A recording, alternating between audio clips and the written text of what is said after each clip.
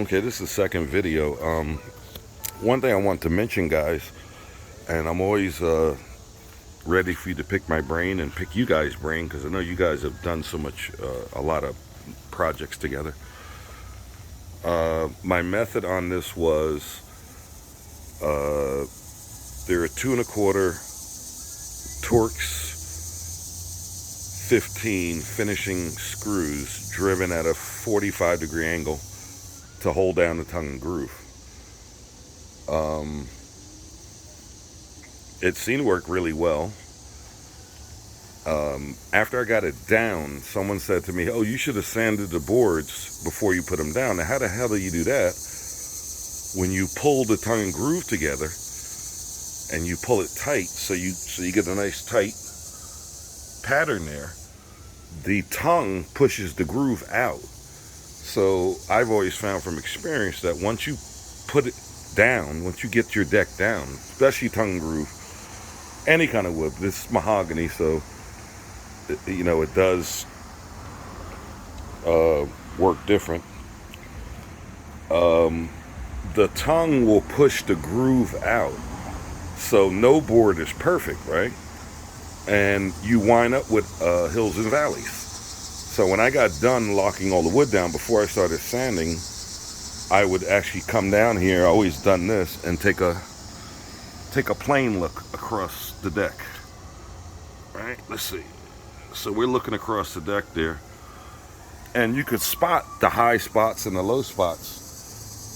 So my first move was a belt sander, and my buddy Ronnie said, "Oh, I had a big belt sander." I did it with a 3x8, 8x3.5 belt sander with 36 grit. And what I did, I hit all the high spots with that. So that took a day. Then I went back over it with 80 on, I just belt sanded one time, 36 grit.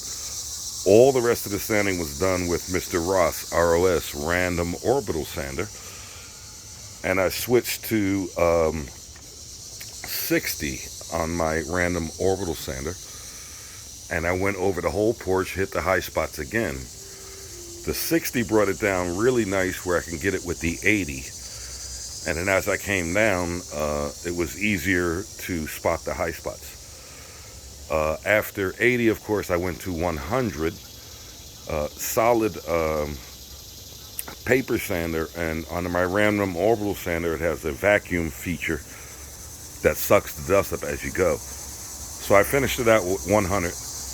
And that was, I was able to spot the little imperfections and the last bits of sanding.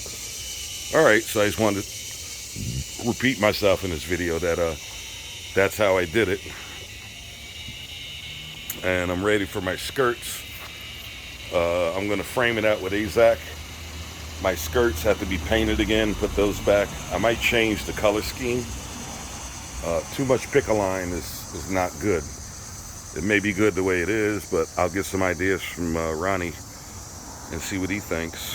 I'm going to give you a nice wide shot here. It was a hell of a project, but you know what? It won't be done again in my time. Maybe our kids' time. See ya.